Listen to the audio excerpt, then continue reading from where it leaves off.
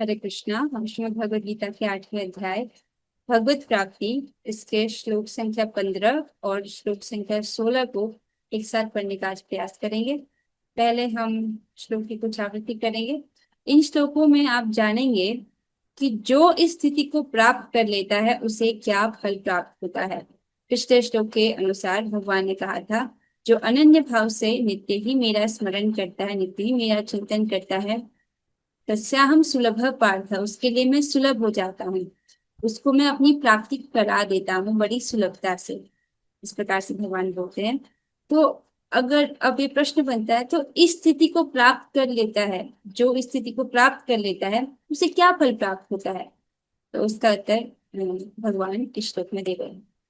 मामुपेत्य पुनर्जन्म मामुपेत्य पुनर्जन्म दुःखालयम् अशाश्वतम् दुःखालयम् अशाश्वतम् नाप्नुवन्ति महात्मानः नाप्नुवन्ति महात्मानः संसिद्धिं परमां गताः। संसिद्धिं परमां गताः। मामुपेत्य पुनर्जन्म मामुपेत्य पुनर्जन्म दुःखालयम् अशाश्वतम् दुःखालयम् अशाश्वतम् नाप्नुवन्ति महात्मानः नाप्नुवन्ति महात्मानः संसिद्धिं परमां गताः। संसिद्धिं परमां गतः। बहुत सुंदर। इस श्लोक में श्री भगवान बता रहे हैं, मुझे प्राप्त करके महापुरुष जो भक्ति योगी हैं कभी भी दुखों से पूर्ण इस अनित्य जगत में नहीं लौटते, क्योंकि उन्हें परम सिद्धि प्राप्त हो चुकी होती है। तो भगवान को जो व्यक्ति प्राप्त कर लेता है, किस प्रकार से? अनन्य भाव से उनका चिंतन करके जो भगवान को प्राप्त कर लेता है, उसको उसकी क्या गति होती है कि वो दोबारा से इस दुखालयम, इस दुख के घर में, इस अनित्य जगत में वो वापस नहीं आता है, क्योंकि उसको परम सिद्धि प्राप्त हो चुकी होती है। आइए एक बार इसके महिमा को देखने से पूर्व आप एक चित्र को देख रहे हैं। ये जो जगत है, ये 84 लाख योनिया में जीवात्मा भ्रमण करता रहता है, और हर बार उसको जन्म और मृत्यु रूपी चक्र में घूमना पड़ता है, जिससे कारण एक जीवात्मा अत्यंत कष्ट झेलता है इस अनित्य जगत में। लेकिन जो व्यक्ति भगवान को प्राप्त कर लेता है, उसको वापस से इस जन्म मृत्यु के चक्र में नहीं फंसना पड़ता। आप समझ रहे हैं? शास्त्र बताता है कि आप अनादिकाल से इस भौतिक जगत में फंसे हुए, आप मतलब हम सभी जो हैं अनादिकाल से इस भौतिक जगत में फंसे हुए हैं। इसका मतलब करोड़ों वर्ष बीत चुके हैं कि हम यहीं पर अटके हुए हैं, बार बार जन्म मृत्यु के चक्र में। न जाने हमने कितनी बार मृत्यु को देखा है, कितने हमारे माता पिता रह चुके हैं, हर बार हम इस जन्म मृत्यु के चक्र में फंसे हुए हैं। लेकिन अगर इस जन्म में हम भगवान के 14 श्लोक को, इस 8वें अध्याय के 14 श्लोक को अप्लाई करने में सफल हुए, क्या? अनन्य भाव से भगवान का चिंतन करने में, भगवान का नाम जप करने में, तो क्या होगा? भगवान कहते हैं वो बहुत सुलभता से मेरी प्राप्ति कर लेगा, और जो भगवान की प्राप्ति कर लेगा उसको बारंबार इस दुख के घर में, दुख के आलय में नहीं आना पड़ेगा। इस जन्म मृत्यु के चक्र से वो मुक्त हो जाएगा। आप देख रहे हैं? थोड़ा पीछे चलिए। यहाँ पर आप सबको एक चित्र दिख रहा है, गर्भ का चित्र है, जिसमें एक जीवात्मा है। तो आप सभी इस जन्म में आपने गर्भवास किया था, आप अपनी माता के गर्भ में रहे थे। क्या आपको वो स्मरण है? हमें से किसी को भी स्मरण नहीं है कि गर्भ में हमने कितनी यातनाएं झेली। लेकिन शास्त्र में वर्णन आता है कि गर्भ में एक बालक को, एक बच्चे को बहुत कष्ट होता है, क्योंकि उसकी जो त्वचा है वो बहुत कोमल होती है, और पेट में विभिन्न प्रकार के कीड़े उसको काटते रहते हैं। और यदि माता कुछ खट्टा तीखा खा लेती है, तो बच्चे के त्वचा में उसको बहुत जलन महसूस होती है। तो ये सब प्रकार का कष्ट हम झेल कर आए हैं। लेकिन क्या आपको ये याद है इसी जन्म की घटना है जो आपको याद नहीं है, जबकि ये ऐसा हुआ था। उसी प्रकार से आपके अनेक जन्म बीत चुके हैं जो आपने इस जन्म मृत्यु के चक्र में बिताए हैं, जिसमें बहुत कष्ट आपने झेला है। लेकिन अगर भगवान की प्राप्ति हो जाती है तो इस प्रकार से कष्टों का पूर्णतः निवारण हो जाता है, क्योंकि जो भगवान की प्राप्ति करता है वो उस दुखालय में दोबारा से नहीं लौटता है। देखिए, माता पिता अपने बच्चे की बहुत चिंता करते हैं। क्या चिंता करते हैं? कि वो पढ़ाई अच्छे से कर ले, नौकरी अच्छे से कर ले। क्यों? ताकि मेरा बच्चा सुख से रहे, अपने शरीर निर्वहन के लिए नौकरी कर सके, धन उपार्जन कर सके। किस लिए? ताकि बच्चा सुख से रह सके। लेकिन भगवान तो कह रहे हैं कि ये जगत कैसा है? दुखालयम शाश्वतम। यहाँ पर सुख है तो कैसा सुख है? वो अनित्य सुख है, मतलब कुछ समय के लिए क्षणिक सुख है। तो क्या माता पिता अपने बच्चों के लिए क्षणिक सुख चाहते हैं इस दुखालय में? देखना चाहिए ना।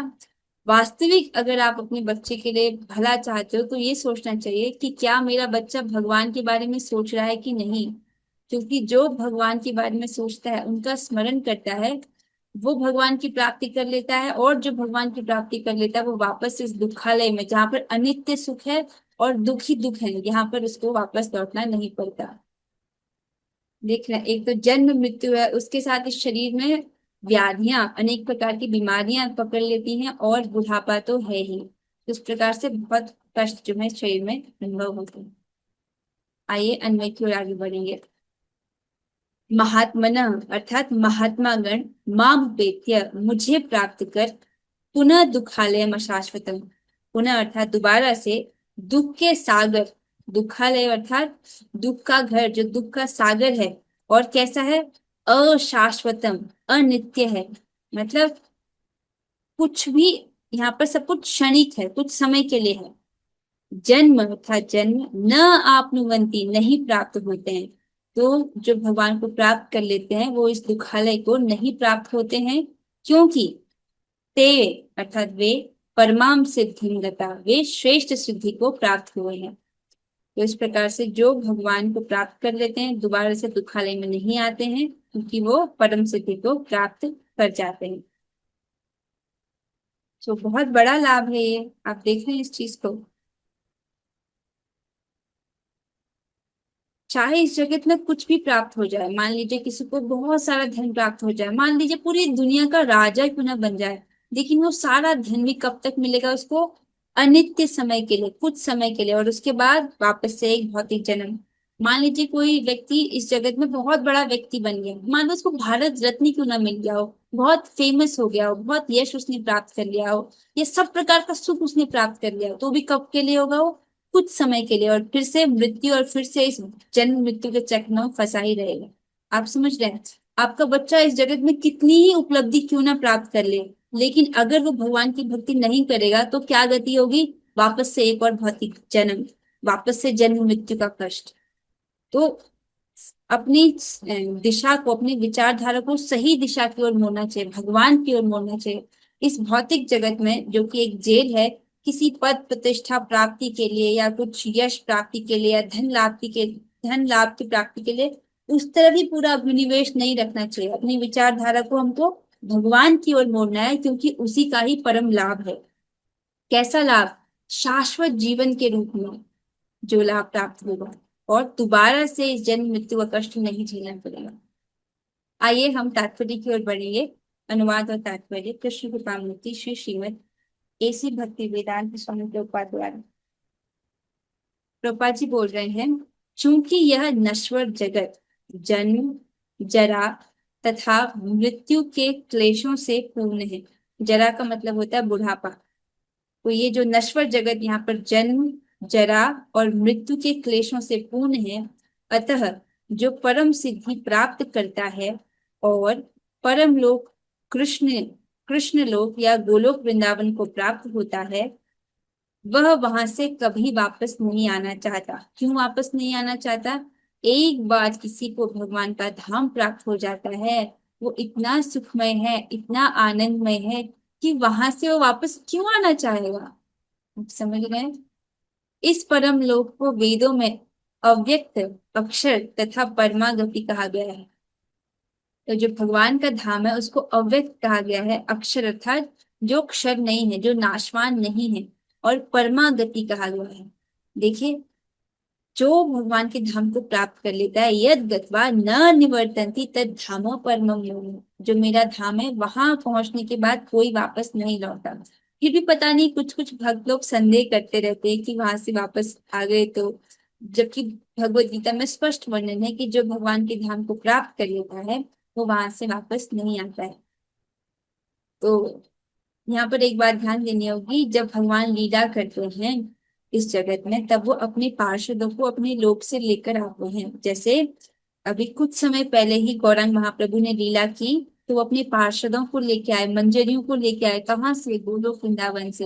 जो षड गोस्वामी है, परम पूज्य श्री रूप गोस्वामी जी, सनातन गोस्वामी जी, जीव गोस्वामी जी, गोपाल भट्ट गोस्वामी जी, रघुनाथ दास गोस्वामी जी, रघुनाथ भट्ट गोस्वामी जी महाराज, वो सभी गोलोक की मंजरियां हैं, जिनको भगवान लीला में यहाँ पर लेके आए, ताकि हमको शिक्षा दे सके, हमको ज्ञान दे सके, हमको प्रचार कर सके, हमको भगवत जो भगवान का प्रेम है वो दे सके।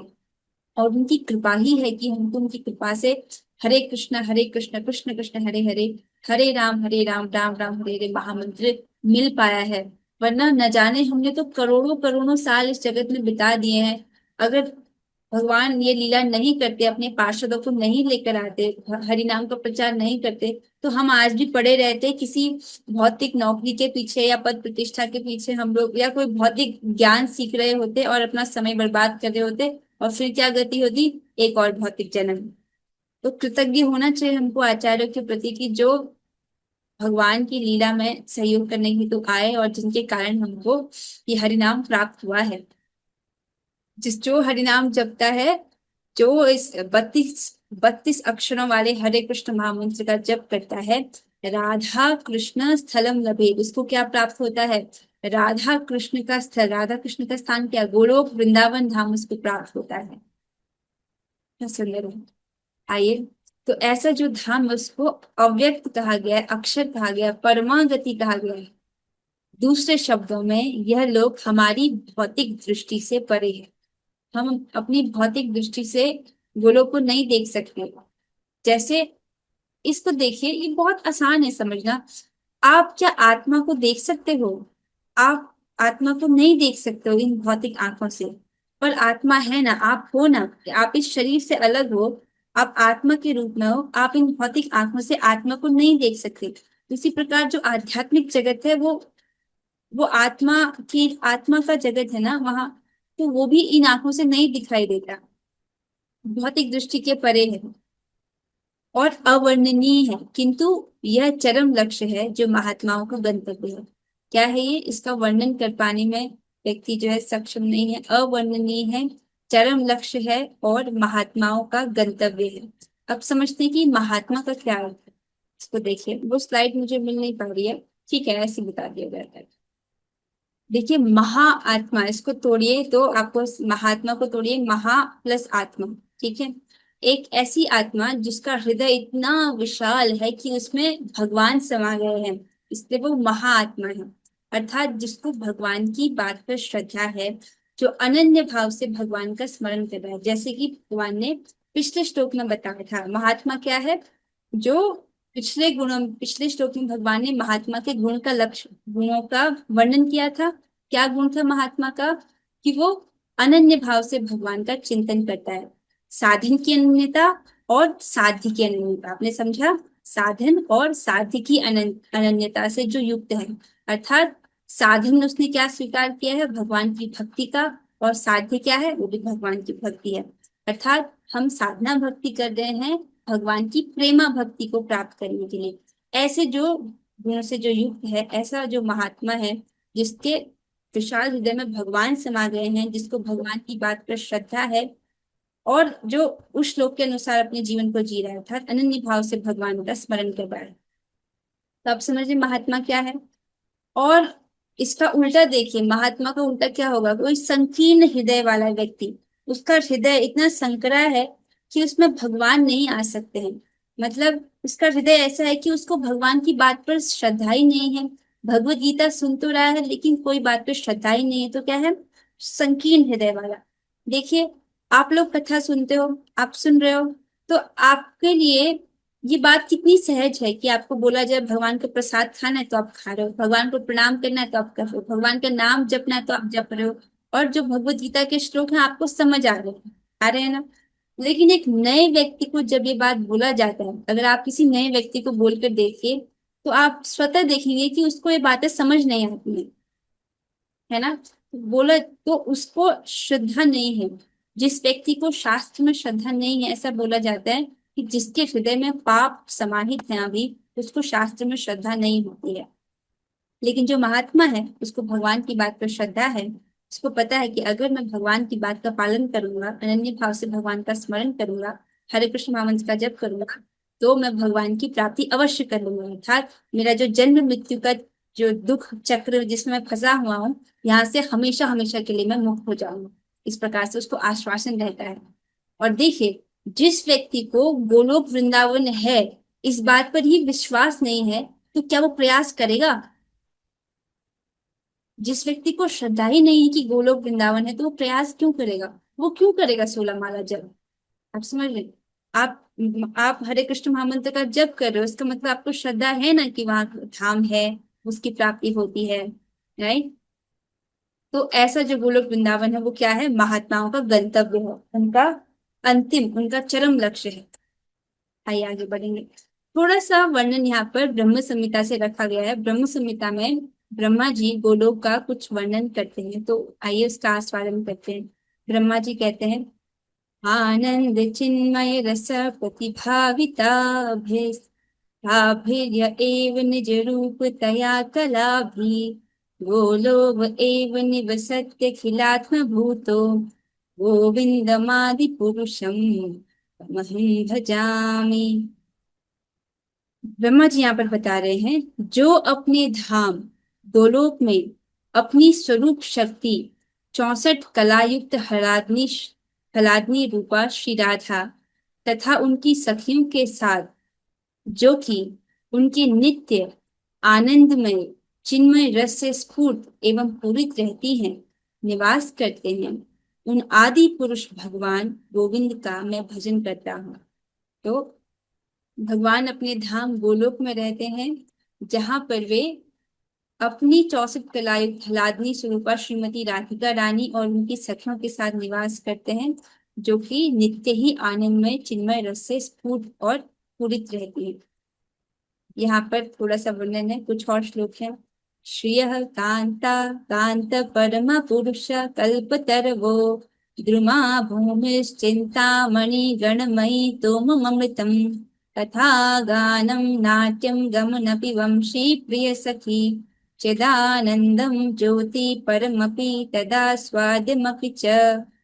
फिर ब्रह्मा जी आगे कहते हैं, मैं श्वेत द्वीप नामक अप्राकृत धाम को भजता हूँ, जहाँ प्रेमिका लक्ष्मियां अपने शुद्ध भाव से परम पुरुष श्री कृष्ण की अपने एकमात्र प्रेमी के रूप में सेवा करती हैं, जहाँ प्रत्येक वृक्ष कल्पतरु है। अर्थात वहां पर जो है अनेक लक्ष्मियां भगवान की सेवा कर रही हैं, और वहां क्या है? प्रत्येक वृक्ष कल्पतरु है। आप समझ रहे? कल्पतरु अर्थात एक ऐसा वृक्ष जिसके समक्ष आप जो भी इच्छा करो तो आपकी इच्छा पूरी हो जाती है। तो वहां पर प्रत्येक वृक्ष कल्पतरु है, और जहाँ की भूमि चिंतामणिमय है। चिंतामणि भी कैसी मणि होती है कि आप जो इच्छा करोगे वो आपकी इच्छा को पूरी कर देती है। तो वहां की भूमि चिंतामणिमय है। आप देखिए, हम जहाँ जिस स्थान में रहते हैं, हमारी भूमि तो मिट्टी कंकड़ पत्थरों से बनी होती है ना, तो वहां तो भूमि चिंतामणिमय है। तो वो धाम कैसा अलौकिक होगा कि जहाँ की भूमि चिंतामणि से बनी है, अर्थात जो भी इच्छा करोगे वो पूरी हो जाएगी। इसलिए तो भगवान हमको यहाँ पर प्रशिक्षण देने की, अपने मन को प्रशिक्षित करो। इस मन के साथ जो कुछ भी सोचता है, कुछ भी अगर विचार आ रहा है, तो हम धाम में कैसे जा पाएंगे? आप समझ रहे हो? वहां जाने के लिए मन पर नियंत्रण होना आवश्यक है कि नहीं है? वहां तो कोई भी इच्छा करेंगे तो पूरी हो जाएगी। इसीलिए भगवान भगवत गीता में बारंबार कह रहे हैं कि अपने मन को प्रशिक्षित करो। और सारा जल अमृत है, सारे शब्द गीत हैं। तो वहां पर लोग ऐसे बातें नहीं कर रहे, गा रहे हैं। उनका बोलना भी कैसा है, गाना है, गीत है। सारा गमन नृत्य है, इतने आनंद में है कि उनका चलना भी क्या है, नृत्य है। और वंशी ही जहाँ प्रिय सखी है। भगवान के वेणुनाद के बारे में तो आपने सुना ही होगा कि जब भगवान वेणु गीत करते हैं अर्थात अपनी मुरली की तान छेड़ते हैं तो सारा त्रिभुवन झूम उठता है। तो वंशी ही जहाँ प्रिय सखी है। बहुत सुंदर वर्णन आता है वेणु गीत का। अभी हम उधर नहीं जा रहे हैं, बहुत सुंदर जो है।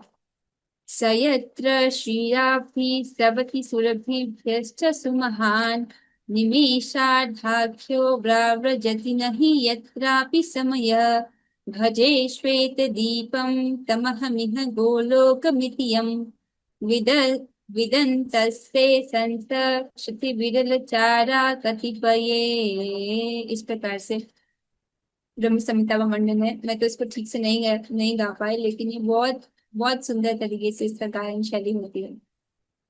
तो ब्रह्मा जी यहाँ पर बोलते हैं, जहाँ की ज्योति चिरानंदमय एवं परम आस्वाद्य है, जहाँ अनगिनत सुरभि गायें चिन्मय महाक्षीर सागरों को प्रवाहित करती हैं। आप समझ रहे हो, अनगिनत सुरभि गायें हैं, भगवान गोचारण करते हैं ना गोलोक में।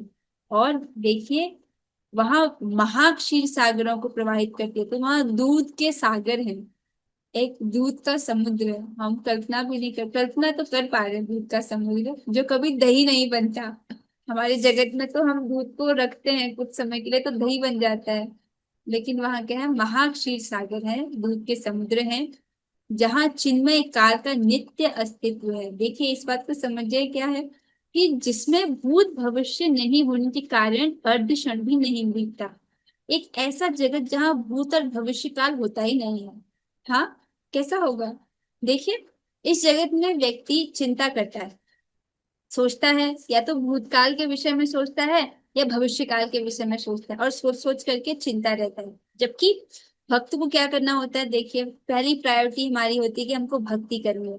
दूसरी प्रायोरिटी है कि आज के शरीर निर्वहन के लिए जो आवश्यक कार्य हैं वो करने हैं। और तीसरी प्रायोरिटी है कि भविष्य में शरीर निर्वहन के लिए जो आवश्यक कार्य हैं वो कर लेते हैं, अर्थात जो जिनकी नौकरी है वो कर ले, जिनको स्कूल जाना है वो जा ले। तो तीन ही जो चीजें हैं, भक्ति, आज के शरीर निर्वहन के लिए जो आवश्यक कार्य हैं वो, फिर भविष्य में शरीर निर्वहन के लिए जो आवश्यक कार्य हैं वो। तो उसके लिए बहुत अधिक चिंता करने की क्या आवश्यकता है। ठीक है, ये टाइम मैनेजमेंट के भक्तों को बताया जाता है।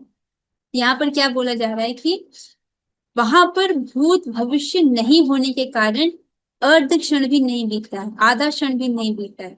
ऐसा जगत जहाँ भूतकाल नहीं है और भविष्य काल नहीं है तो कैसा होगा, है ना, अचिंत्य है ना। इसलिए प्रभुपाद जी कह रहे हैं अवर्णनीय है।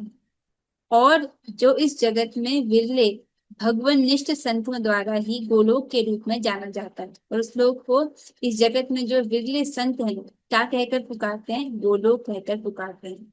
तो कुछ कुछ हमको यहाँ से दिग्दर्शन प्राप्त हुआ कि गोलोक कैसा है। बहुत सुंदर है भगवान का धाम। वहां पर भगवान वास करते हैं अपने पार्षदों के साथ, श्रीमती राधिका रानी के साथ, उनकी सखियों के साथ। अत्यंत आनंदमय है। आइए आगे बढ़िए।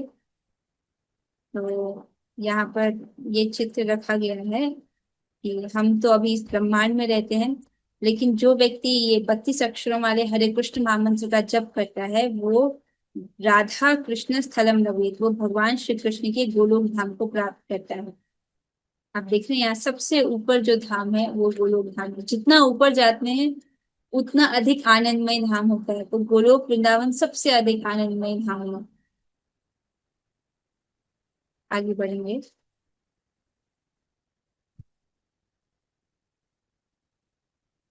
महात्मा अनुभव सिद्ध भक्तों से दिव्य संदेश प्राप्त करते हैं और इस प्रकार वे धीरे धीरे कृष्ण भावनामृत में भक्ति विकसित करते हैं और दिव्य सेवा में इतने लीन हो जाते हैं कि वे न तो किसी भौतिक लोक में जाना चाहते हैं, यहाँ तक कि न ही वे किसी आध्यात्मिक लोक में जाना चाहते हैं। वे केवल कृष्ण का वे केवल कृष्ण तथा कृष्ण का सामीप्य चाहते हैं, अन्य कुछ नहीं। यही जीवन की सबसे बड़ी सिद्धि है। देखिए इस बात को समझिए कि श्रील प्रभुपाद जी भगवान के पार्षद हैं। ये स्वयं गोलोक वृंदावन धाम से नीचे आते हैं प्रचार के लिए। भगवान के जो शब्द थे कि पृथ्वी से आके नगर, पृथ्वी के हर नगर हर ग्राम में मेरे नाम का प्रचार होगा, उसके लिए भगवान की शक्ति प्रदत्त पार्षद। तभी तो 70 साल की आयु में कोई व्यक्ति जब अपना करियर खत्म कर रहा होता है, रिटायर होने वाला होता है, प्रभुपाद जी पूरे विश्व का इतनी बार भ्रमण करते हैं और पूरे विश्व में 108 से अधिक मंदिरों की स्थापना करते हैं। देखिए आज उन्हीं की कृपा से आप और मैं भक्ति कर रहे हैं, वरना हमारी क्या गति होती है कि नहीं। तो हम प्रभुपाद जी की ही बात को पढ़ रहे हैं और प्रभुपाद जी जो है अपने अनुभव से हमें बता रहे हैं कि ऐसा व्यक्ति जो महात्मा होता है वो क्या करता है। इस प्रकार से अनुभव सिद्ध भक्तों से दिव्य संदेश प्राप्त करते हैं। और इस वक्त हम प्रभुपाद जी की बात पढ़ रहे हैं, मतलब अनुभव सिद्ध भक्त की बात पढ़ रहे हैं। और क्या करता है वो, इस प्रकार धीरे धीरे कृष्ण भावनामृत में भक्ति विकसित करते हैं। तो हम सबको क्या हम सबका क्या कर्तव्य है कि गुरु और कृष्ण की कृपा से किसी को भक्ति लता बीज प्राप्त होता है, तो उसकी क्या जिम्मेदारी है कि प्रतिदिन श्रवण और कीर्तन के माध्यम से अपनी भक्ति लता को सींचे। श्रवण से अर्थात भगवान की कथा से, और हरे कृष्ण महामंत्र के जप से उसको नित्य सींचना, ये आपका कर्तव्य है। ठीक है। तो इस प्रकार से धीरे धीरे कृष्ण भावनामृत में भक्ति विकसित करते हैं, धीरे धीरे अर्थात धैर्य पूर्वक। ऐसा नहीं कि एक ही दिन में आपकी लता फलीभूत होकर के प्रेम फल आपको प्रदान कर देगी, नहीं। धीरे धीरे जैसे हम पौधा उगाते हैं ना, धीरे धीरे उगता है। ऐसे थोड़ी है कि अगले दिन ही आप मिट्टी को खुरेद के देखते हो कि पौधा कितना बड़ा हुआ, ऐसे नहीं करते ना। उसी प्रकार से भक्ति लता रूपी जो भक्ति लता है, इसमें फल लगने में, प्रेम रूपी फल लगने में समय लगता है। इसीलिए धीरे धीरे जो है हमको इसको सींचना है और धैर्य पूर्वक। तो धीरे धीरे वो क्या करता है, अपनी भक्ति को विकसित करता है और दिव्य सेवा में इतना लीन हो जाते हैं कि वे ना तो किसी भौतिक लोक में जाना चाहते हैं। तो यहाँ पर आप में से कौन है जो किसी भौतिक लोक में जाना चाहता है? आप में से कोई ऐसा है जो किसी भौतिक लोक में जाना चाहता है? ब्रह्मलोक, स्वर्गलोक, कोई नहीं जाना चाहता ना। ब्रह्म ज्योति, किसी को इच्छा नहीं है। तो वे ना तो किसी भौतिक लोक में जाना चाहते हैं, यहाँ तक कि ना ही वे किसी आध्यात्मिक लोक में जाना चाहते हैं। अच्छा, तो फिर वो क्या चाहते हैं? वे केवल कृष्ण तथा कृष्ण का सामीप्य चाहते हैं, अन्य कुछ नहीं। वो सिर्फ भगवान श्री कृष्ण को चाहते हैं, भगवान श्री कृष्ण के समीप रहना चाहते हैं और कुछ नहीं चाहते हैं। यही जीवन की सबसे बड़ी स्थिति है। अर्थात ऐसे भक्त को और कोई इच्छा नहीं है, निष्काम हो जाता है वो भक्त, लेकिन वो भगवान के पास रहना चाहता है। तो भगवान भी भगवत गीता के रूप में आपको इनविटेशन दे रहे हैं, अपने पास बुला रहे हैं। इसीलिए तो बारंबार आपको बता रहे हैं अपनी प्राप्ति का उपाय, कि अगर आप भगवान को प्राप्त कर लोगे तो तभी तो भगवान का सामीप्य अर्थात भगवान के समीप रहना, भगवान को प्राप्त करना। तो भगवान भी बारंबार अपना उपाय आपको बता रहे हैं, जैसे आपने पिछले श्लोक में सुना, अनन्य भाव से उनका स्मरण करना। लेकिन प्रभुपाद जी वर्णन कर रहे हैं एक भक्त कैसा होता है, निष्काम होता है और कोई इच्छा नहीं रहती, केवल वो कृष्ण प्राप्ति की ही इच्छा करता है, कृष्ण के समीप रहना चाहता है, उनकी सेवा कर उनको प्रसन्न करना चाहता है। और यही जीवन की सबसे बड़ी सिद्धि है। इस जगत में कोई भौतिक लाभ नहीं चाहता, कोई पद प्रतिष्ठा नहीं चाहता, कोई अमेरिका अमेरिका जाने की कोई इच्छा नहीं है, उसकी खूब सारा धन उपार्जन करने की इच्छा नहीं है। जितना आवश्यक है भक्ति के लिए उतना वो स्वीकार करता है। देखिए इस जगत में लोग नौकरी करते हैं, धन कमाते हैं। धन क्यों कमाना चाहते हैं? ताकि वो ज्यादा से ज्यादा सुख सुविधा जोड़ सके, भौतिक संसाधन जोड़ सके। गर्मी में एसी, ठंडी में हीटर, ठीक है, लेकिन और खाने के लिए अच्छा अच्छा भोजन, ठीक है, लेकिन इसके बाद क्या? ये सब सुख भी तो अनित्य है, कुछ समय के लिए ही है। ये सब सुख क्यों? मतलब अगर नौकरी कर रहे हैं रोटी के लिए, रोटी क्यों खानी है? जीना ही क्यों है? इस पर क्यों नहीं सवाल करते हैं? राइट। तो हमको जीवन धारण, मनुष्य जीवन है ही इसलिए ताकि हम अथा तो ब्रह्म जिज्ञासा कर सकें। वरना तो ये आहार निद्रा का सुख तो जानवरों को भी है, वो तो हमसे अधिक आराम से सोते हैं, उनको तो कोई भूत भविष्य का स्ट्रेस भी नहीं होता। तो सुख के मामले में तो जानवर हमसे आगे हैं। पोलर बेयर हमसे अधिक सोता है, आप समझ रहे हैं, हमसे अधिक हाथी खाना खाता है। तो मनुष्य जीवन पशु, ये जो पशुओं के साथ इंद्रिय तृप्ति के प्रतियोगिता के लिए नहीं है कि हम अधिक इंद्रिय तृप्ति कर सकते हैं, ऐसी प्रतियोगिता के लिए नहीं है, अपितु भगवान के विषय में जिज्ञासा के लिए है। इसीलिए एक बुद्धिमान भक्त क्या करता है, जितना आवश्यक है शरीर निर्वहन के लिए उतना स्वीकार करता है, और बाकी सारा समय वो क्या करता है, अनन्य चेता सततम भगवान का स्मरण करता है, भगवान की भक्ति करने में लगाता है, भगवान के विषय में कथा श्रवण में लगाता है। और श्रवण का साधन तो बहुत आसान है, किया जा सकता है। आगे चलेंगे तो यही जो है इस प्रकार से भक्ति है, निष्काम है, और इसको यही जो है जीवन की सबसे बड़ी सिद्धि है। और कोई उसको इच्छा नहीं है, केवल वो कृष्ण को चाहता है, कृष्ण की सेवा करना चाहता है, उनको प्रसन्न संतुष्ट करना चाहता है। तो जब कृष्ण कहा जाता है तो आप समझिए कृष्ण और तदीय वस्तु, मतलब भगवान श्री कृष्ण बोला जा रहा है, तो कृष्ण और उनके भक्त तुलसी महारानी जी और ये सब कुछ उनका भगवान का नाम, इनको प्रसन्न संतुष्ट करना। और श्रीमती राधा रानी जी को तो आप सबसे पहले इंक्लूड कीजिएगा। तो एक बार कृष्ण बोल दिया जाता है, मतलब कृष्ण और उनके सब परिकर। ठीक है। इस श्लोक में भगवान कृष्ण के सगुणवादी भक्तों का विशेष रूप से उल्लेख हुआ है। ये भक्त कृष्ण भावनामृत में जीवन की परम सिद्धि प्राप्त करते हैं। दूसरे शब्दों में वे सर्वोच्च आत्माएं हैं। तो यहाँ पर इस श्लोक में क्या वर्णन करने हैं, सगुणवादी भक्तों का विशेष रूप से उल्लेख हुआ है। सगुणवादी आप समझते हैं ना, एक तो निर्विशेषवादी हैं जो ब्रह्म की उपासना करते हैं, एक सगुणवादी भक्त हैं जो भगवान के साकार रूप की उपासना करते हैं। ठीक है। वो समझ रहे हैं कि भगवान कैसे हैं, श्यामल कांति के हैं, त्रिभंग ललित हैं, वेणु बजाते हैं, सुंदर कमल लोचन के नयन हैं, श्यामल का अंग कांति के हैं और अत्यंत सुंदर है, रूपवान है। इस प्रकार से भगवान के साकार रूप की जो उपासना करते हैं उनको सगुणवादी भक्त कहते हैं।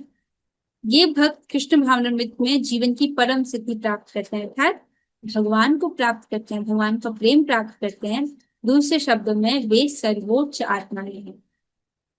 देखिए इस जगत में हो सकता है कि लोग बड़े बड़े कार्य करते हुए दिखाई दें, बाहर से इस जगत में बड़े बड़े चीजों उपलब्धियों को प्राप्त करे, लेकिन उन सबसे बड़ा वो व्यक्ति है जो इस जेल से बाहर निकलने की कोशिश कर रहा है, जो भगवान की भक्ति करने की कोशिश कर रहा है, भगवान का प्रेम प्राप्त करने की कोशिश कर रहा है, वो उन सबसे महान है।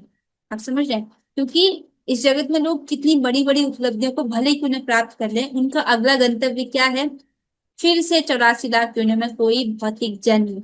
आप समझ रहे हैं, उससे भी श्रेष्ठ वो व्यक्ति है जो भगवान का प्रेम प्राप्त करने के लिए प्रयास कर रहे हैं। इसलिए कह रहे हैं दूसरे शब्दों में वे सर्वोच्च आत्माएं हैं। स्पष्ट हुआ।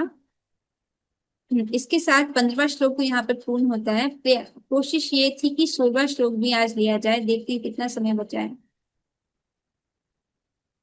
ओके, मैं मान रही हूँ कि आज समय हो गया है, 16वां श्लोक हम कल ही लेंगे। छात्र अब इसके साथ आज की कक्षा में यहाँ पर विश्राम देते हैं। हम 3 बार हरे कृष्ण भाव मंत्र करेंगे।